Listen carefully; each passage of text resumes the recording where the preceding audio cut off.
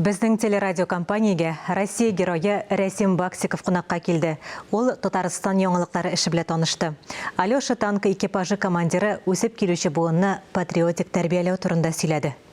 Очрашу Россия героyына экскурсия үткәрү белән башланды. Аңа яңалыклар белән идарә итүнең төп үзәген күрсәтәләр. Вы космическим кораблем управляете? Гадәттә, Алеша танкы экипажы командиры сораулар бирми, ләкин монда барысы да кызыксыну уята. Расим студияны игътибар белән карый.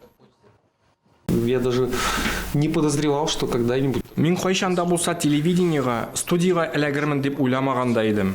Җылы кабул иттеләр. Россия герое хәзер хәрби патриотик тәрбия белән шөгыльләнүнең аеруча мөһим булуы турында сөйләде. Сүз белән дә, эш белән дә атаклы танкист халыкларның теләсә нинди кыерсытуларына чик куярга тырыша. Большое внимание уделил именно патриотическому воспитанию.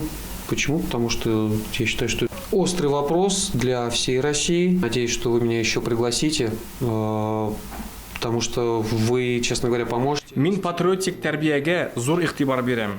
Бу бүген кискен сорау. Сез патриотик тәрбия идеясын җиткерергә булышасыз. Авылларда йөрергә һәм батырлык дәресләрен үткәрергә, масса күләм мәгълүмат чаралары моны киң тарата.